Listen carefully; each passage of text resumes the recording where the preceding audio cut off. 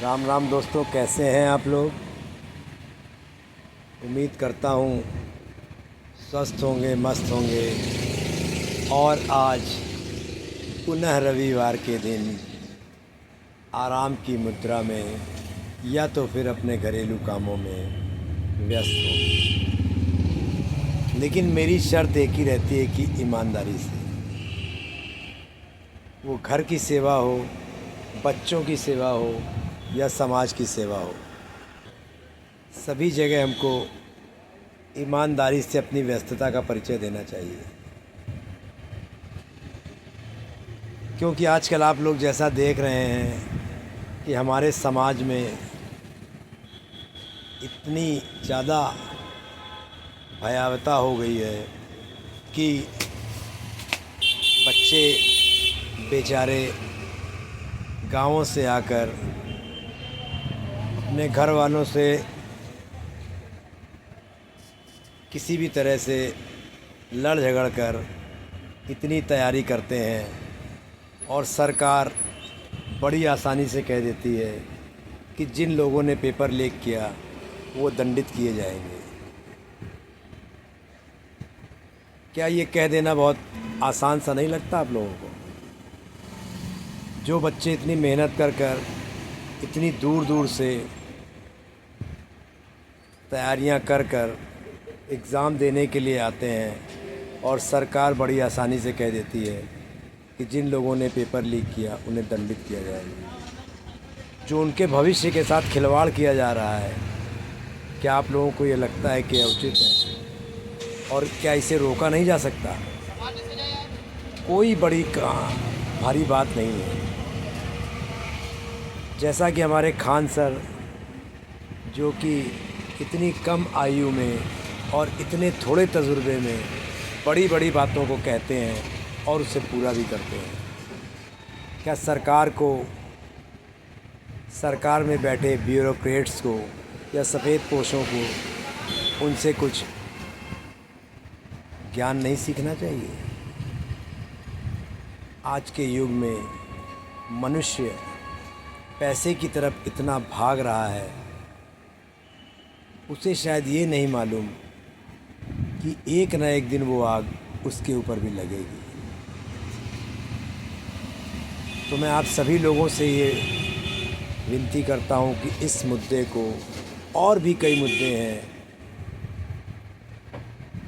जो कि सिर्फ लड़ाइयाँ करके नहीं हल किए जा सकते।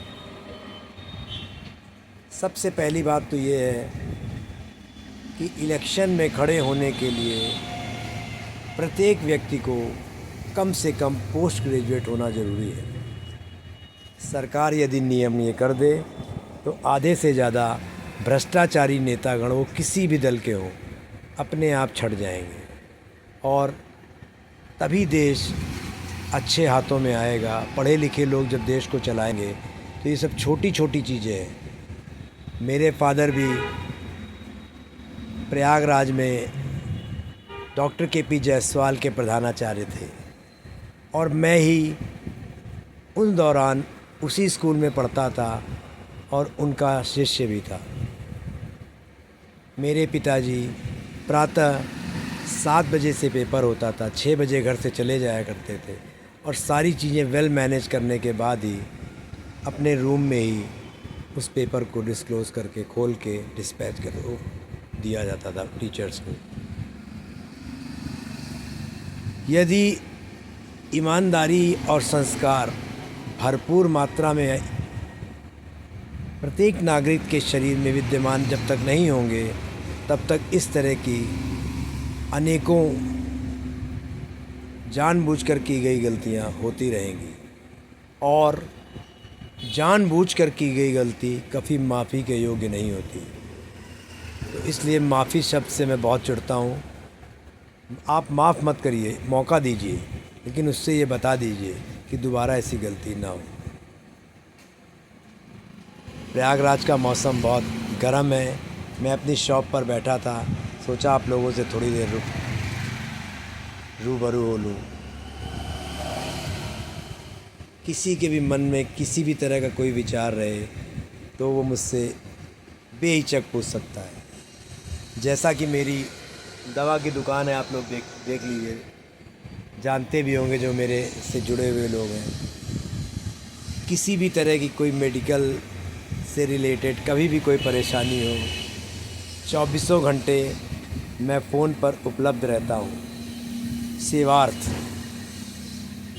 आधी रात को भी अगर आपको कोई तकलीफ़ होगी तो मैं आपकी रसोई से मुमकिन हो सकता है कि कुछ ना कुछ बता दूं जिससे आपकी इमरजेंसी में आई हुई तकलीफ़ कट जाएगी। मेरा नंबर एक बार आप लोग चाहें तो नोट कर लें, और यूट्यूब पे मेरा चैनल जो है वो राजेश जंगवान के नाम से है, उसको आप लोग ज़्यादा से ज़्यादा लाइक, शेयर और सब्सक्राइब करिए ताकि मैं आप लोगों को अपनी सेवाएं सतत दे सकूं। नंबर मेरा नोट कर लीजिए, 9839015095। पुनः नंबर एक बार और नोट कर लीजिए या मिला लीजिए, 9839015095। जय हिंद, जय अखंड भारत।